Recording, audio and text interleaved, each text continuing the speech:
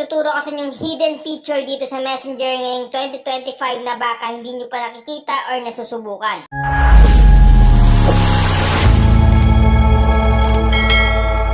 Itong hidden feature nito is talagang napakabangis kasi nga talagang magiging efficient to sa paggamit mo ng Messenger kasi nga bibilis at magiging smooth yung pakikipagpalitan natin ng conversation dito dahil sa settings na to. So make sure lang na panoorin yung video nga matapos para malaman nyo yung hidden feature na yun at yung advantage nito. So una muna natin gagawin is kailangan muna natin i-update yung ating Messenger application in case man hindi pa updated. Para ma-update, pumunta lang kayo sa Play Store. Click lang natin yung Play Store sa taas. Then pag dito na kayo sa Play Store, sunod natin gagawin is pumunta lang kayo sa may search bar. Click nyo lang, then type nyo lang dyan yung Messenger. Once na ma-type nyo na yung Messenger, search nyo lang, automatic lalabas yan dyan. Then pag may nakita kayo ditong update, i-click nyo lang para in case man na may mga bagong features, may mga bagong settings, may mga bagong updates, automatic magkakaroon ang inyong Messenger application sa inyong device. So kung mapapasin nyo mga Kamaitek, naka-Messenger beta tayo. Makakaranas ka dito ng mga early updates, early features. Kung gusto mo mag-join sa Messenger beta, may makikita ka dyan sa baba na join the beta, i-click mo lang at automatic magiging Messenger beta na ang inyong Messenger application. Kung gusto nyo lang naman. Pero kung ayaw nyo mag-join, walang problema. So ang gagawin nyo lang, once na tapos na kayo mag-update, i-open nyo lang yung inyong Messenger application. Click open. Automatic mare-redirect tayo sa ating Messenger account. Ngayon ano nga ba yung sinasabi ko sa inyong hidden feature dito na baka hindi nyo pa nakikita or nasusubukan. So para makita yun, una natin gagawin is i-click lang natin itong menu button dito sa baba. Itong menu, click lang natin yan. Pag na-click mo na yung menu, sunod natin gagawin is i-click mo naman itong settings dito. Click settings. Pag na-click mo na yung settings, dito na tayo mapupunta. Sunod natin gagawin, scroll up lang natin. Scroll up. Hanapin nyo dito yung preferences. So, ito yung preferences dito. At sa baba niyan, hanapin nyo yung accessibility.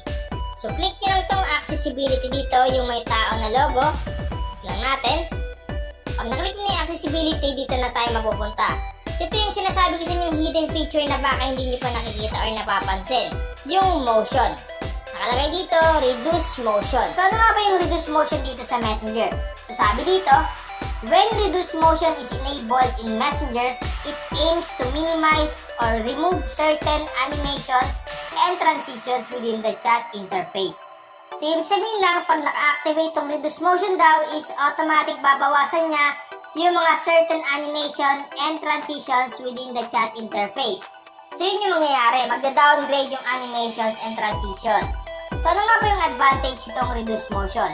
Sabi dito, this could include smoother or less elaborate animations for sending messages, opening chats, navigating between screens, or displaying reactions in stickers, making apps feel less dynamic but potentially more efficient, especially on older or less powerful device. So malaking tulong po na ito mga Kamaitek once halimbawa yung device mo is medyo luma na or mahina na yung performance or mahina na yung memory ng device mo or lumang-luma na talaga or older version na ang inyong cellphone, malaking tulong to kasi nga magiging smooth yung pakikipagpalitan nyo ng conversation, lalo na kung older device na yung gamit nyo dito sa Messenger. So kung makikita nyo dito may pagpipilian yung on, off, and system. So once na ma-on mo dito yung reduce motion automatic, mangyayari yung sinasabi ko kanina. So once na ma-on dito yung reduce motion automatic, magiging smooth na yung ating cellphone. Ngayon naman kung gusto mo naman i-off or ayaw mo lang, gusto mo lang naka-off yan, walang problema. I-click mo lang yung off button dito. At dito naman sa baba yung system. So once na pinili mo yung system, sabi dito, reduce motion for the visual effects in your chats. If system is selected, Messenger will automatically adjust your motion preferences based on your device system settings. So pag pinili mo na yung system, automatic yung system na yung bahala mag-adjust ng reduce motion dito sa inyong Messenger. Okay? So automatic na siya mag-a-adjust kung system yung pipiliin mo.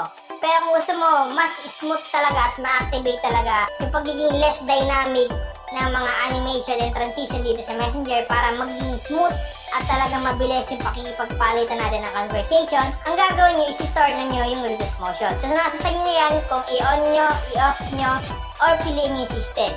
So kayo mga Kamaitek, ano ba yung pipiliin nyo dito? So para sa akin, yung pipiliin ko dito is yung system. Kasi nga, system na mismo mag-a-adjust para sa akin dito sa reduce motion sa Messenger. I-on nyo, i-off or system, nasa sa inyo yan.